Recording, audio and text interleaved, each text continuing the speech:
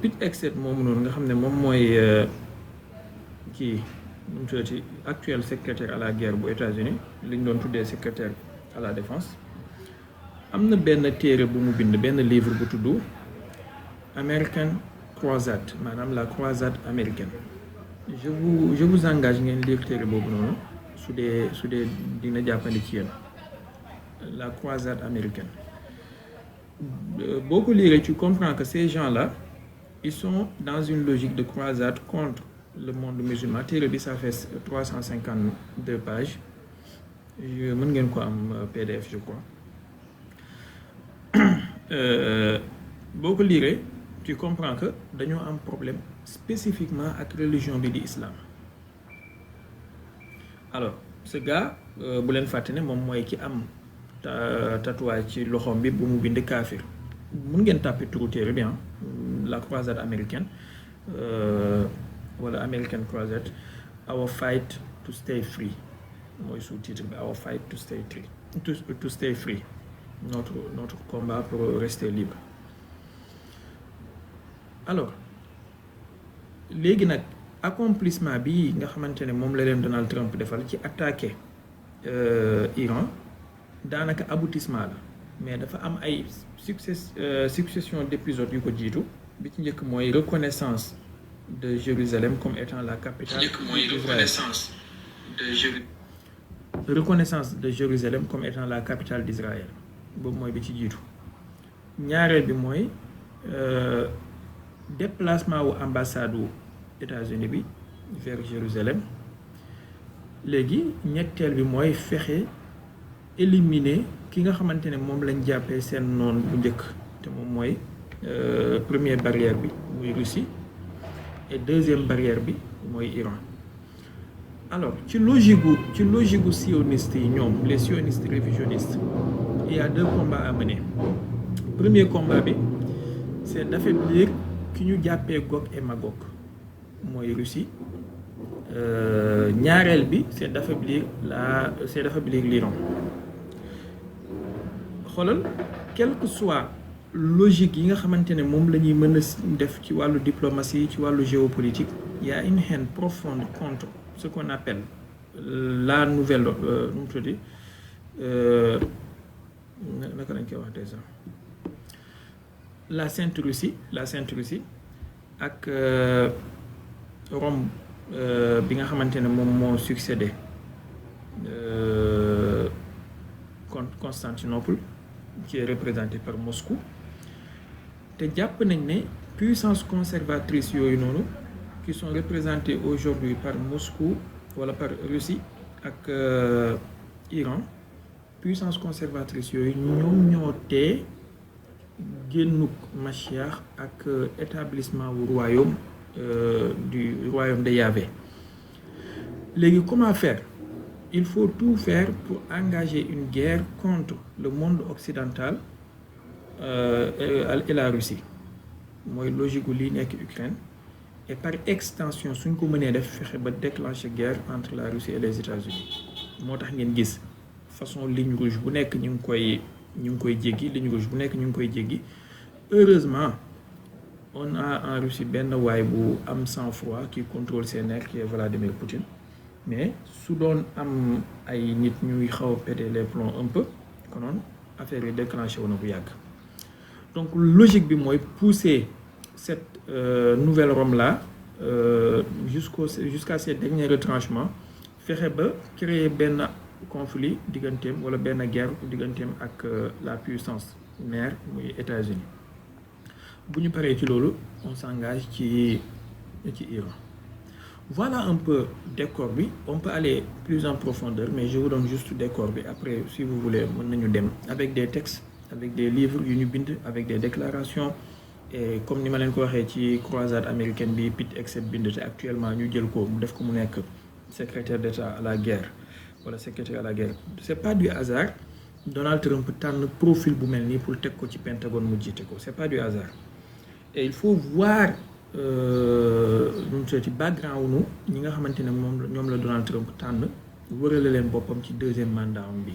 tout a été bien choisi et bien calibré avec l'influence des lobbies sionistes, mais aussi avec l'influence des personnes et des personnalités yoo xam ne ils sont ultra riches dans le sionisme révisionniste mondial pour accomplir seen bëgg-bëgg boobu noonu te jàpp nañ ne Donald Trump moom mooy la dernière personne bu leen ko mën a accomplir suñ ko ratee rek kii nañ échoué nañ. alors ci logique boobu lañ nekk déclaration yi ngeen di gis ak yooyu soxna Amy how are you Amy tey su ma teelee pare naa la yéegal nga làkk gars yi anglais comme ça seen xiif bi yokk maa ngi lay ziar bu baax. léegi voilà un peu logique bi nga xamante ne ñoom ci lañ nekk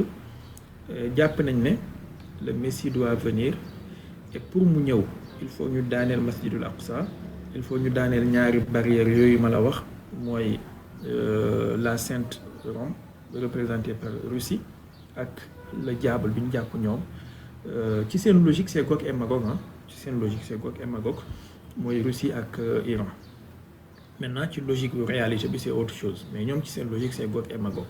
c'est pourquoi ngeen gis Donald Trump déclaration yu doy waar yi muy def qui flaire même le racisme ndax démb am na benn déclaration bu mu def ci biir mu ngi ci wax naan ñii ils sont mauvais génétiquement ci seen gènes yi maanaam ils sont mauvais génétiquement xam nga loolu wax dëgg yàlla nit bu demee ba di ko wax ça veut dire que y a un problème. Cheikh Mouhamad Baye Tuuti maa ngi lay ziar bu baax Niass sang bi di la béggee bu baax a baax di wax amin ci ñaan yi ñu bokk lépp ci jaahi rasulillah wa barakati cheikh radiallahu anhu. donc logique boobu noonu moom la ñu nekk moo tax ngeen gis Donald Trump bi mu déclenché guerre bi le lendemain mu ngi toog ci maison yaakaar naa yéen ñëpp gis ngeen photo boobu mu ngi toog ci bureau ovale nii ay religieux évangélistes et tout wër ko teg loxoom ci kii mel ni ñu koy ñaanal maanaam il lui donne des bénédictions selon seen logique ñoom parce que il part dans une guerre sainte il part en croisade. Bon il y a eu des plans pour def ay opérations sous faux drapeau pour daaneel masjidul aqsa bombardé ko accuser iraniens yi en utilisant des drones et Shahid copies yi nga xamante ne moom la américains yi def qui sont nommés LOCUST avec des missiles pour daaneel masjidul aqsa et ça précipiterait construction troisième temple bi. soxna Miss Roubé waaleykum salaam wa rahmatullah Miss na nga def palais Diomaye bi soo may tudd yow lañ koy tuddee léegi voilà un peu côté sioniste. Si vous voulez on peut aller en détail je vous donne les grandes lignes. Maintenant mu des beneen côté bi muy les mollahs comme on les appelle. Le monde musulman dafa gëm messianisme moom itamit. Miss yàlla na yàlla nangu ziar j'espère que tu vas bien. Le monde musulman dafa gëm messianisme mooy gëm na ne am na kuy ñëw ku tudd Mahdiyu am na kuy ñëw ku tudd Dajjal am na kuy ñëw ku tudd Isa ñetti personnages yi yëpp ils figurent dans l'eschatologie musulmane maintenant avec des nuances et des interprétations yu wuute par-ci par-là. Et j'espère que li may wax nii ñi nekkoon ci live privé bi ñëpp xam nañ ko parce que dugg nañ ci dans les plus profonds détails donc fii moom damay koy kii ne rek ci kaw et puis voilà ñetti personnages yi ça figure ci l'idéologie de l'islam qui soit dans les textes coraniques wala textes hadith interprétatifs du Coran. Maintenant les chiites duodécimains ñoom dañ ci am kii bu jagoo interprétation bu xaw a spéciale bu wuute ak la plupart des musulmans parce que pour la plupart des musulmans tu vois par exemple Mbadakhoune quelqu'un feeñ foofu tuddee boppam ne moom mooy Mahdiyu. Ici à Saint-Louis on a El Cheikh qui dit que moom mooy Mahdiyu. Tu vas au Pakistan tu vois quelqu'un mu ne la moom mooy Mahdiyu. Tu vas en Congo tu vois quelqu'un mu ne la moom mooy Mahdiyu. Tu vas au Soudan tu vois quelqu'un mu ne la moom mooy Mahdiyu. maanaam y en a en veux-tu en voilà mais quand même ça reste que l'idée mooy am na personnage bu ñuy xaar bu tudd Mahdiyu. Léegi dans le christianisme ñoom ils attendent le retour du Christ. Dans l'islam ñoom dañoo boolante ñaari personnage yooyu Mahdiyu Isa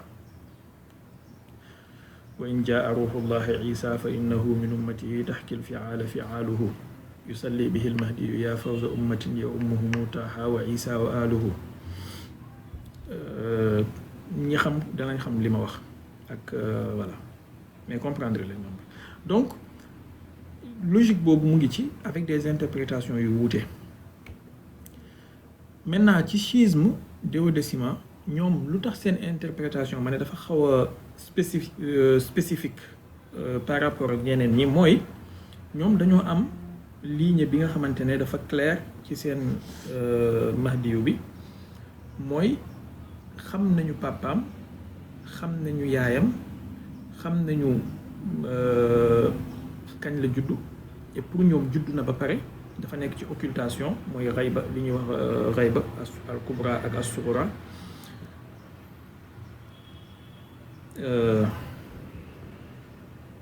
li ñuy wax xayba al kubra ak as sughra mooy occultation bu ndaw ak bu mag. léegi occulté woon na avant, après mu feeñaat, après occulté waat, et dina feeñaat ci mujj ak jamono. seen imam yi 12 lañu, moom ngay dégg ñu naan la duodécimain, ci arab ñu koy wax al ashia isna ashariya. ki ci njëkk ci ñoom mooy Seydina Ali ibn Abi Talib. Seydina Ali, le gendre du prophète sallallahu alayhi wa sallam.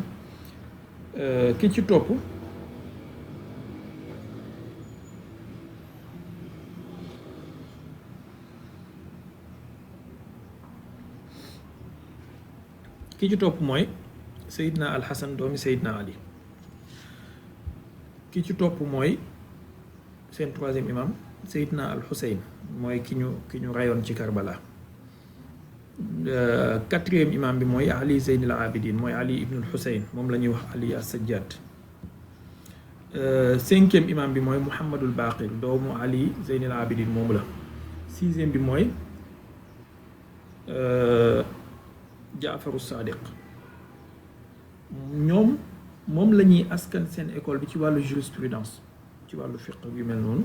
moo tax ngay dégg ci wàllu fiqh dañ naan la Chia Jaafariya. En réalité Jaafariya ak Isna Achariya c'est la même chose,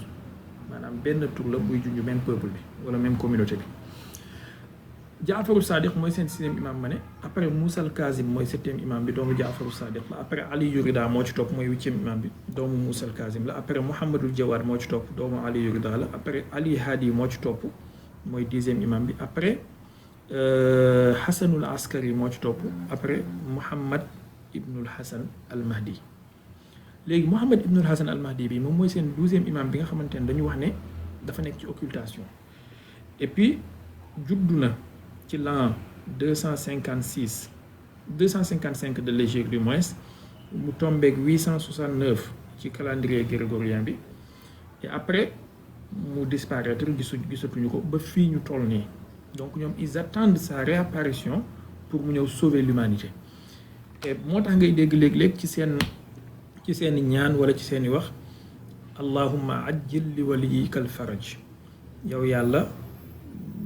accélérel sa libérer wala autoriser sa ki nga xamante ne moo la wutu ci kaw suuf, mooy sa xalifa ci kaw suuf, pour mu génn sauver l'humanité.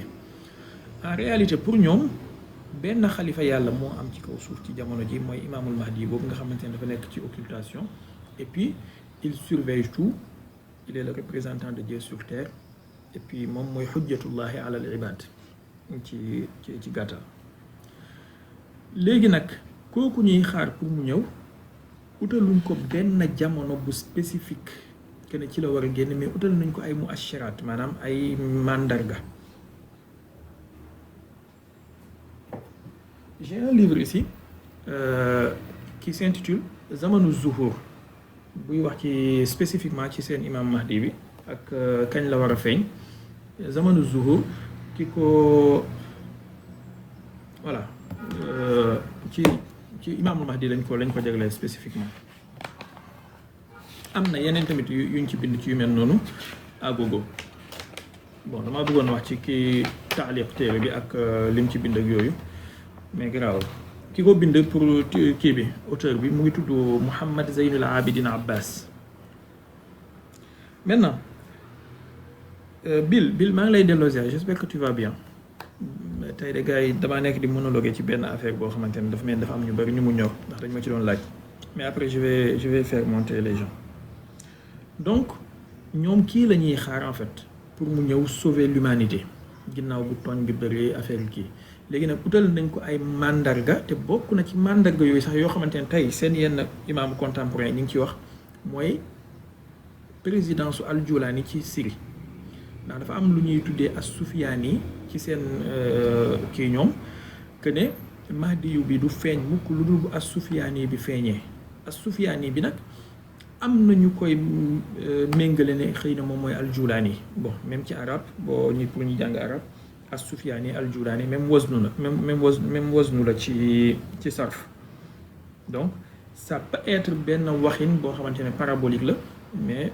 muy désigner cette personne là léegi nag pourquoi ñoom ñi nekk ci logique boobu noonu en réalité ils sont moins fanatiques que les sionistes sincèrement parlé et lii nag xëy na plateau de télé yi ak commentateurs yi duñ la ko wax mais il faut nga lire seeni livre en tout cas ci guerre bi ak liy xew nii ils sont moins fanatiques ci seen logique bi ñu nekkee ci guerre bi que les sionistes. Les sionistes ils sont dans une logique de croisade ñële ñoom ils sont dans une logique de défense sainte pas jihad sainte mais défense sainte il y a une nuance entre les deux am na nuance entre les deux si vous voulez mën nañ dugg ci nuance donc jàpp nañ ne Mahdi yu boobu mën na feeñ mais pour mu feeñ il faut tooñ gi bëri ci kaw suuf il faut peuple bi subir il faut nangam et amaana logique de sacrifice et de martyre boobu noonu ci seen fikra ñi am ci foofu la jógee que ne seen tête yi kilifa yu mag yeeg ñi jiitu état bi ba ci xam ne ils peuvent se sacrifier pour le bien de leur peuple et pour la venue de leur Mahdi yu même si que ñoom loolu du seen idée que ne il faut que am benn njiit bu sacrifier boppam pour Mahdi yu ñëw tandis que ci logique gu sioniste révisionniste yi ñoom il faut ñu hâter venue am avec des chaos créés avec des guerres avec des nangam baal leen ma tuuti ma ñëw s'il vous plaît.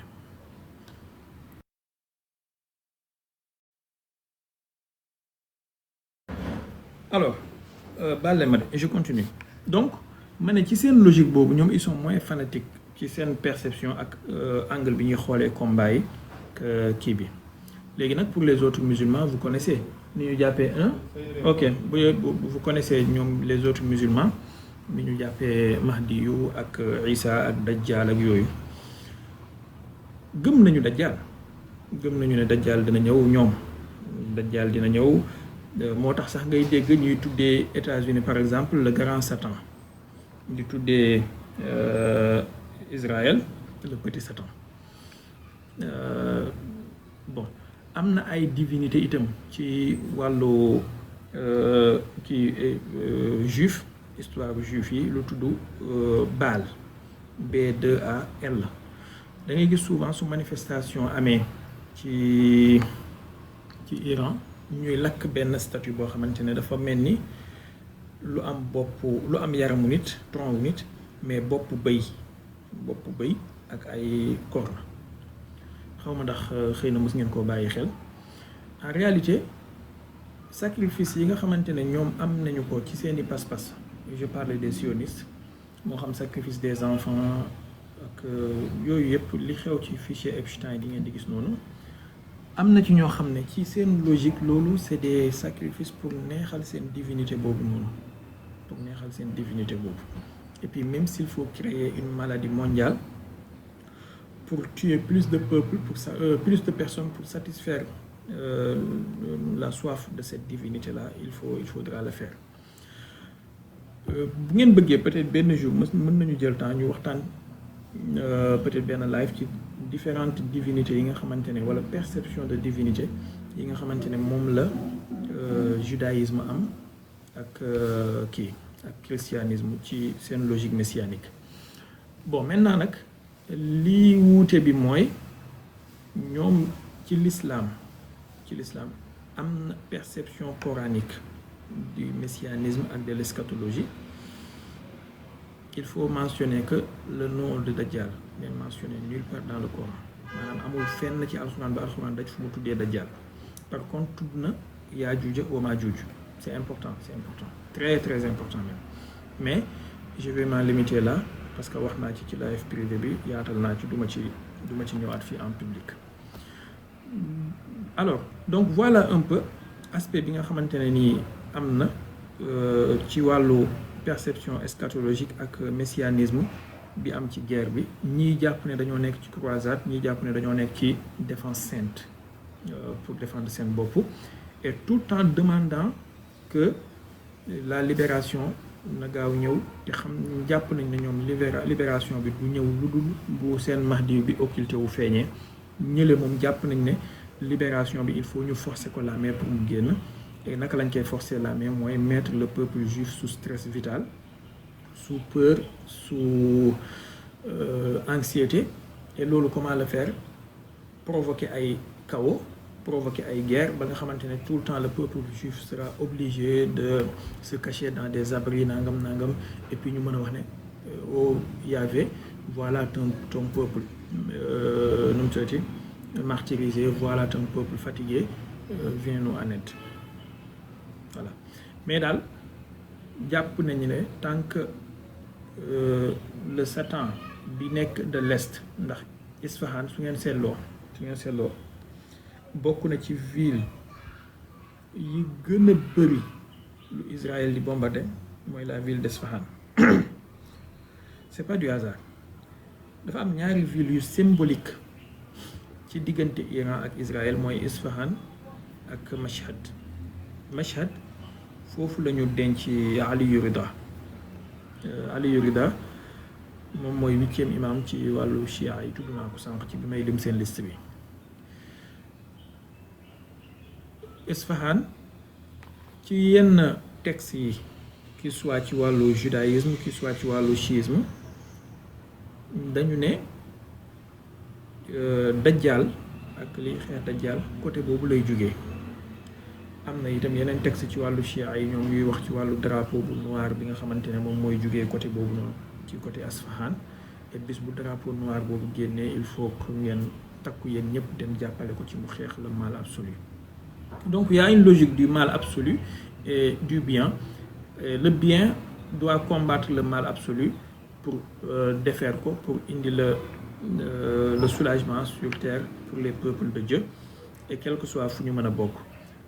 L'autre côté ñoom dañoo war a dund ci benn royaume boo xamante ne ni ñoom ñoo ko war a façonner et ñoom ñoo war a dicter les règles. Et puis pour dicter les règles il faut que seen Mashiach bi ñëw, et ñoom pour seen Mashiach bi ñëw nag il faut ñu lalal ko tapis.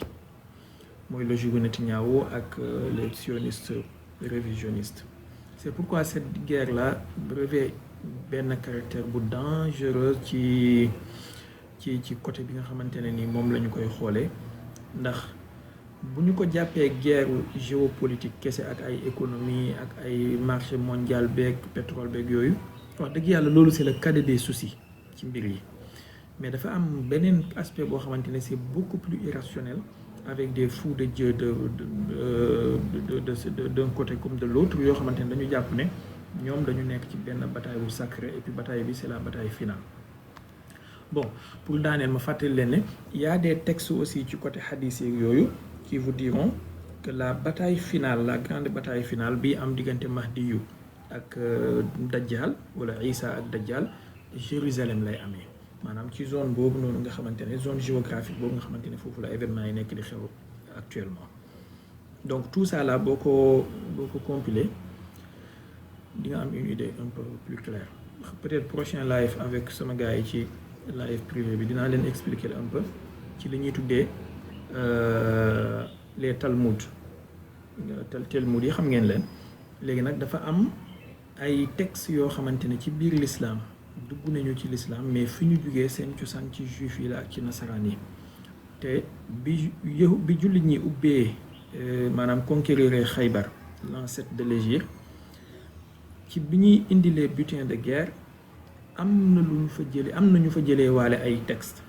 am na ñu fa jëlee laa wax am na ñu fa jëlee waale ay textes ak ay kayit yoo xamante ne jàng kayit yooyu noonu ak textes yooyu am na influence bu rëy après ci seen hadith yi nga xamante ne ñëw nañ di ko nettali par la suite ci wàllu eschatologie ak ci wàllu côté yooyu noonu. Du ma tudd tur, mais ci live privé bi moom dinaa leen détailler kan ak kan la incha allah, ak dinaa leen jox sax ay exemples si vous voulez naka la seen xadis yooyu influencé pas-pasu l'islam tey ci wàllu mahdi yu dajjal isa nangam voilà ça moom je vous le promets. léegi nag beneen aspect bi tamit mooy les convertis ñi nga xamante ne ils sont venus après yonent bi sallallahu alayhi wa sallam se convertir en l'islam nekkoon ay nasaraan wala ñu nekkoon ay juif indaale nañu ñu ci bari ñoom ay borom xam-xam lañu woon ci fa nekkoon. Je ne vais pas citer de nom, mais quand on sera en privé je pourrai citer de nom. ñu ci bari ci ñoom ay borom yi xam-xam lañu woon bi ñu ñëwee fekk yonent bi génn àdduna y a eu deux catégories de personnes ñenn ñi ils étaient très jeunes bi yonent bi génn àdduna xamuñ woon ci moom lu bari ils avaient une soif de savoir et de connaissance ils sont partis vers ces gens-là en veux-tu en voilà ci seen texte yi après ñu askan ko yonent bi sallallahu alayhi wa sallam. ñeneen ñi ils étaient ay mag lañu woon ci âge mais yàgguñu ak yonent bi durée bi ñu dund ak moom dafa gàtt yonent bi génn àdduna ils avaient aussi une soif de savoir fan la ñu mën a remplir seen vide boobu noonu ak seen soif boobu vers ces gens là ñu tuddee ay borom xam-xam ak yu mel noonu dem jël ay israéliyaat ba mu fees dell et peut-être je vous donnerai aussi quelques bibliographies ak yenn références yu ngeen mën a dellu pour yu mel noonu incha allah. Voilà un peu, j'ai été un peu trop long. Maintenant, s'il y a 2-3 questions, nous allons vite fait. Il est 18h30. Et ça ne vous échappe pas que Sénégal, voilà Dakar.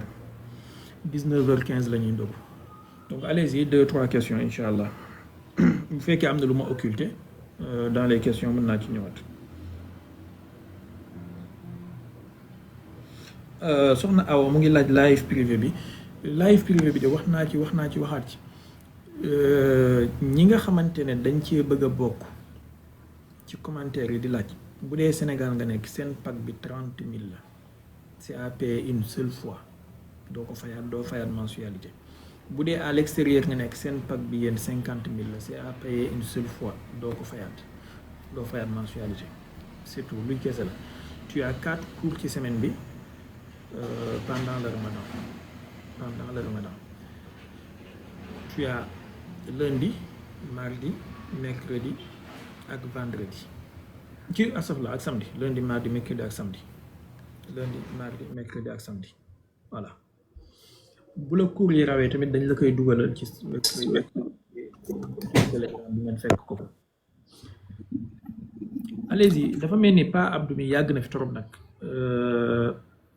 luñ ciy waxtaanee liñ fay waxtaanee foofu moom mënu ma leen ko wax fi en tout cas ñi nekk ci live privé bi ñu ngi fi ñoom Daam ak ñoom Omar Thiam ñu ngi fi mën nañoo def signe wax leen lañ fay waxtaanee tuuti xam leen ne daal question yi ñuy traité fii moo xam ci wàllu géopolitique moo xam ci wàllu diine bu dee li ñuy wax fii yëpp mën nga ko comparer ak 3% wala 5% par rapport ak li ñuy wax fële voilà. Ici, on met des gants, on met des kii, dañuy ndar soow mi dañuy mais fële y a pas de gants voilà fële moom Baraka mu ngi nii moom il pourra vous dire bu fekkee def na demande ci foofu la bokk. Pape Abdou bi tey salaamaaleykum. Sëriñ maa ngi lay ziar bu baax. delloo ziar na kii tey. alhamdulilah. ñu ngi rafetlu. kàddu yi am na solo trop macha allah yaa ngi orienté ñu lay suivre bu baax a baax ñun moom mbégte lañu am ak contenté bu baax a baax si yow xanaa kay lenn rek moo si nekk mooy ku sant Cissé ku ñemee xiif man si yow laa ko mos a gisee loolu moom maa la si ndokkeel bu baax a baax a baax a baax maa la si ndokkeel bu baax a baax yàgg na trop. kii gisee bi am déggante bi tamit yàgg na lool daara imam Assane Cissé kër bi tey policier boobu nekkoon foofu xam naa lu yàgg la ñuy suivre moom peut-être duñ ko comprendre amoon nga fa benn soppe yàgg na lool waaw yàgg na lool jamono jooj maire bi mi ngi dund sa yaay wax dëgg yàlla baaxoon lool bu affaire yi yéeme woon macha allah mbaax yi nga xam ne mu ñu ko doon lii ni dëxëñ macha allah yëpp ñu ngi si sant bu baax di ñaan yàlla barkeem bi rogaan si yow nga gën a nekk si lii nii tawfeex si barke Baye barke Mamadou Abdoulaye dëgg yàlla ñu ngi am honneur bu baax a baax a baax a baax wax dëgg yàlla bu xoolee dégg la ngay wax rek dañuy sant yàlla rek waaw di la ñaanal yàlla guddal sa fan jotal la sa ay lii ni càkku kii bi moom ñett kii bu ñuy wax ne dee na ñuy wax ne dee na ñuy wax ne deewul ñetta ñaw bi léegi su fekkee moom dafa dee ñun ñu nga xamante ne nii ay jullit lañ ban intérêt ñun moom lañ si di ni gañe su fekkee moom dafa dee ñun ban intérêt ñun moom lañ si kii gañe loolu man moom lan tool loolu ma ne il faut que dinaa fexe incha allah bu yàlla defee ma dugg si ligne bi rek ma laaj la ki question boobu. D'accord, merci beaucoup. Merci. jërëjëf. dinaa tontu question alors pour mbokk yi mais kii bi li ma wax ci messianisme bi gu inachevé la maa ngi leen di jéggalu bu baax a baax je sais que gu inachevé la parce qu'il y a trop de choses à dire sur la question sérieusement il y a beaucoup de choses à dire mais si vous voulez venez ci live privé bi on va en discuter sans détour il y a des détails et il y a plein de choses et vous allez là-bas vous aurez la latitude de poser toutes les questions que vous voulez mais am na ñoo xam ne nag moom wax dëgg yàlla mën naa leen a jagleel sax personnellement seen live bopp ñoom képp seen appel bopp pour expliquer leen li nga xamante ne moom la ñu bëgg ñoom am nañ loolu ci man léegi pour wàllu Netanyahu bi personnellement man Cheikh Baye gëw ma ne Netanyahu dee na mën naa am ma juum nag mais gëw ma ne dee na te yàlla na maanaam su deewoon tey du ma ci am mbégte personnellement yàlla na ma yàlla musal ci may am mbégte ci doomi aadama bu génn àdduna waaye nag dinaa sant yàlla ci ne am na soulagement bu muy indil ay population musulmane yoo xamante ne il a très longtemps tout fait pour les martyriser voilà donc man personnellement gëw ma ne dee na gis naa nag li ci nit ñi di wax et su information bi génne tamit du ma bett naa dee yàlla na alaku yàlla noppal jullit ñi ci ay pexeem ndax sincèrement yow miy laaj lu tax wala ban intérêt baal ma ci sa micro bi s'il te plaît ba ma daaneel maa ngi amee ko yow miy laaj pourquoi ak bu dee woon ban intérêt lañ ci am jàpp naa ne intérêt bi ci nit ñi di am mooy kuy sonal jullit ñi noppalu na ku sonal l'islam noppalu na ku bañ l'islam du ma wax noppalu na sax mais alaku na ku bañ l'islam alaku na ku bañ jullit ñi alaku na ku torox ci àdduna ak ci àllaaxira ci li mu def ci ay crime li mu massacré ci ay doomi aadama alaku na donc personnellement su alaku woon ce serait une joie immense pour tout le monde musulman en tout cas de vrais musulmans pas ay musulmans sionistes yoo xamante ne et loolu tamit bu ngeen bëggee mën nañ ci waxtaan il y a des musulmans sionistes voilà comme ni mu amee des chrétiens sionistes il y a des musulmans sionistes aussi par leur mentalité par leur idéologie maintenant nag information bi mu ngi commencé di circuler de plus en plus am na sax ñoo xamante ne ñi ngi wane ay affaires yoo xamante ne c'est un peu suspicieux par exemple son fils là Yair Netanyahu danaan poster par exemple 40 posts wala 40 tweets wala 30 tweets par jour en tout cas jusqu'à démb toogoon na 5 jours tweeté wul dara dégg naa ñu ne tey tweeté na mais j'ai pas encore vérifié dégg naa ñu ne tweeté na mais personnellement j'ai pas encore vérifié kon du ma ko mën a affirmer bëgguma di wax lu ma leerul donc vidéo yi génn ci Netanyahu sérieusement c'est douteux il y a des vidéos ci benn séquence boo xamante ne dañ ciy gis juróom benn baaraam man personnellement am na ci vidéo boo xamante ne man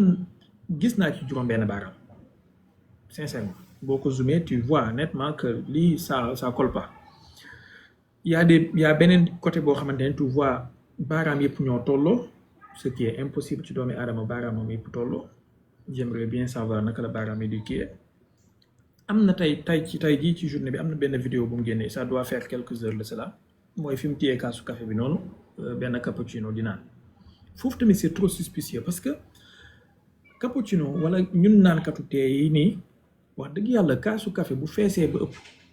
boo koy surtout kaasu caoutchouc yi waaw surtout kaasu caoutchouc yi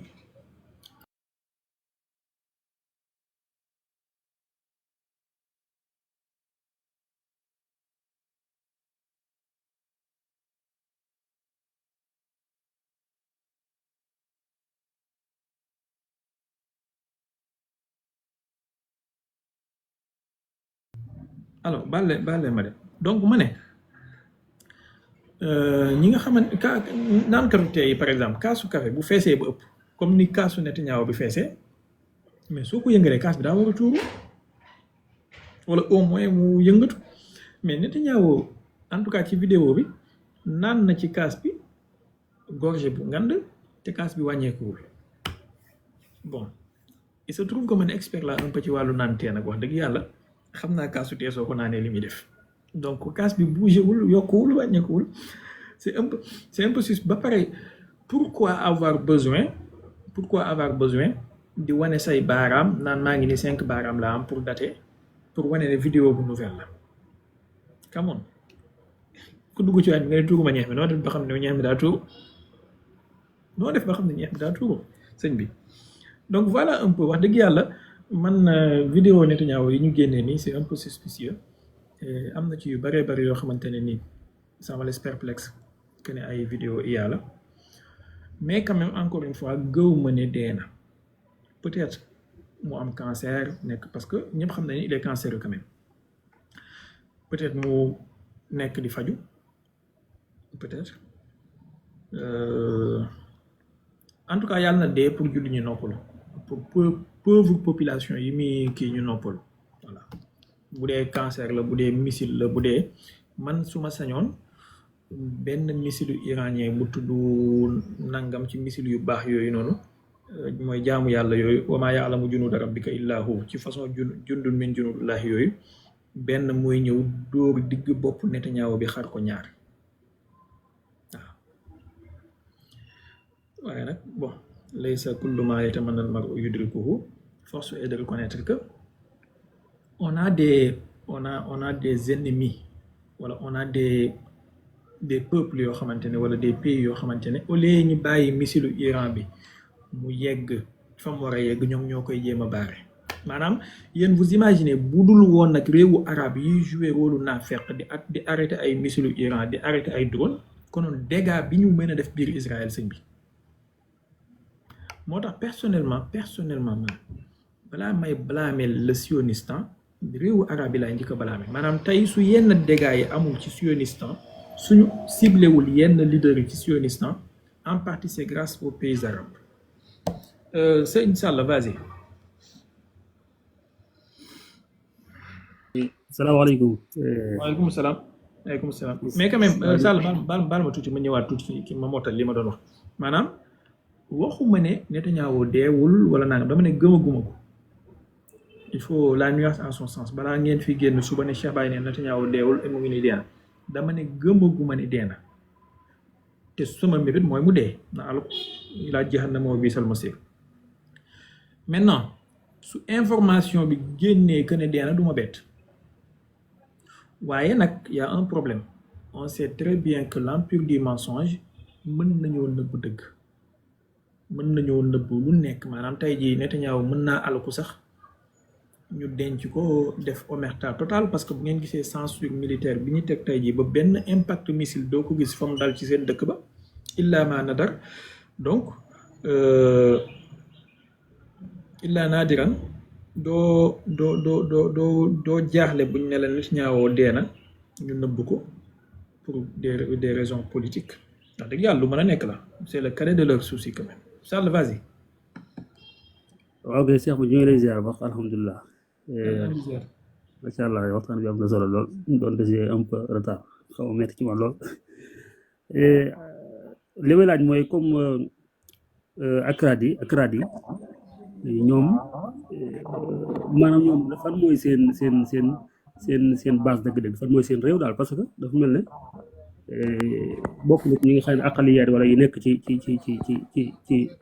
Iran ñoo xam ne xëy na Trump mu ngi leen a bëgg a maanaam influence pour ñu jéem a def réforme de genre yi dama noonu daal may laaj ba xam ñoom seen rôle foofu daal ak fan mooy seen réew dëgg-dëgg parce que on dirait que day mel ne dafa bari réew yu kii daal boo demee Suuriya da nga leen fa fekk nga dem Turquie fekk leen fa Iraq ñu nekk fa Iran léegi mu bëgg a xam lan mooy seen base dëgg-dëgg fan mooy seen dëkk daal dañoo amul réew wala daal. D'accord bon jaajëf ci question bi en fait Kurdes yi la bëgg a wax xam naa da ko waxee ci arab mooy Akrad ñoom la ñuy wax ne ñoom ñooy la plus grande population boo xamante ne amuñu seen état wu bopp la plus grande population ci àdduna bi parce que il compte environ 30 millions ak lu tege am na ñuy wax 35 millions am na yu mel noonu donc malgré loolu amuñu réew buñ moomal seen bopp li tax loolu nag mooy dañoo nekk à cheval ci diggante réew yu bari maanaam tey dafa am d'accord dafa am ay Kurdes ci sud Turquie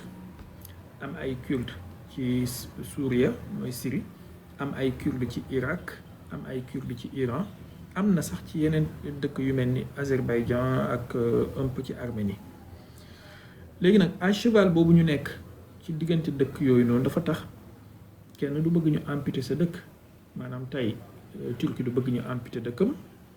Syrie du bëgg ñu amputer dëkkam Iran wax noppi Irak wax noppi moo tax nag du ñu mën a am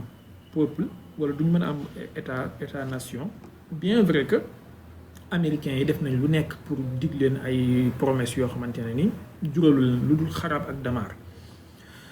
utiliser nañ leen ci Irak utiliser nañ leen ci Syrie contre les forces de Bachar el-Assad et autres bëggoon nañ leen a utiliser ci Iran à ce qui paraît ñu Kurdes Iran yi dañoo bañ mais aussi Iran dafa utiliser sa force militaire parce que ils ont bombardé des bases et des sites de regroupement ce qui a dissuadé en partie l'intervention le soulèvement des minorités kurdes jàpp naa ne pour seen problème lijjantiku lu jafe lay doon parce que kenn du bëgg ñu xaaj sa dëkk pour jox ko ay Kurdes maanaam su ko Iran nangoo Turquie du ko nangu su ko Irak nangoo Iran du ko nangu bien vrai que ci Irak ñoom seen situation c'est beaucoup plus améliorée parce que am nañ fa au moins benn genre gouvernement autonome maanaam ci Irak am na lu ñuy tuddee le Kurdistan irakien seen gouvernement autonome lañu am seen président bopp am seen ministre et autres donc c'est beaucoup plus avantageux ci Kurdes yi nekk situation c'est beaucoup plus avantageuse ci Kurdes yi nekk ci Irak par rapport ak yeneen Kurdes yi nekk ci yeneen dëkk yi mais quand même l'un dans l'autre il faut savoir que les puissances occidentales ñoom ñooy tajiij fitna bi maanaam ñoom ñooy xam bu fitna bi di créer problème fu problème amul parce que yàgg nañu Kurdes yi di dund ak nit ñi ci jàmm depuis des siècles et des siècles mësuñoo am problème mu ay fii moo war a nekk suñu frontière fii moo war a nekk suñu réew depuis des siècles laa la wax jamono dawla Ousmaniya ak lu ko jiitu il a fallu que la puissance occidentale vienne pour ñëw fekk ab minorité ne leen non yéen da ngeen war a am seen nation bopp da ngeen war a am seen réew bopp da ngeen war a am seen constitution bopp dugaleel leen fitna yooyu ci seen xel yi ba pare jël yenn ci élite nation boobu noonu yóbbu leen jàngal leen ci seen université yi formaté leen formatage boo xamante ne suñ ñëwee dañuy def ay séparatisme demander indépendance ak yu mel noonu maanaam la qadarallah mais mu ngi mel tey ji Nigéria par exemple wala bëgguma jël exemple ci Sénégal pour des raisons que vous connaissez mais mu ngi mel ni benn exemple bu mel Nigéria wala Mali nga ñëw fekk Mali Azawad yi ñu ngi dund ak bambara yi ci jàmm nga ñëw rek jël Azawad yi jël yenn quelques personnes ñoom yóbbu leen jàngal leen sa université yi boo paree financé leen ñëw leen ay ca da ngeen a war a am le peuple Azawad dafa war a am dëkk boppam dafa war a am réew boppam dafa war a am ay frontière boppam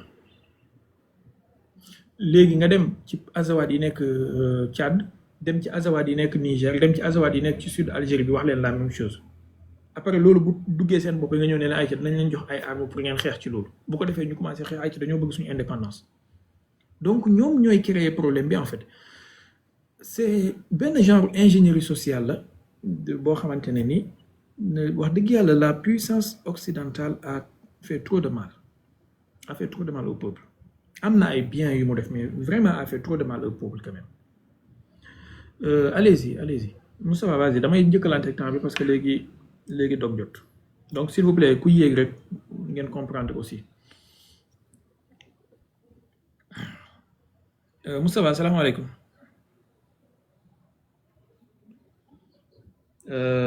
Kadji salaamaaleykum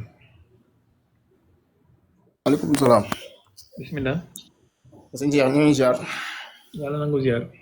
rafetlu waxtaan am na solo wax dëgg yàlla jaajëfal ci xam-xam bi ñoo ngi lay siifee sax fii. waaw man damay doon laaj man damaa xamul far gi ma farlu man damaa jaagam fa Iran kattan gi ma yaakaar ñoom est-ce que moom Palestine.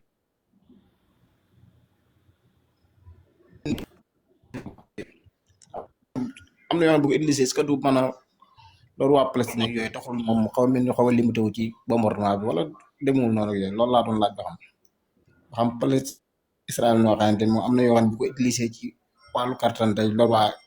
waa Palestine ak yooyu loolu laa doon leerlu ak di jaajëfal baax a baax ci xam-xam bi wax dëgg yàlla damay sif lu bare bare. abonné leen tey aimé di partager di participer di envoyer ay cœur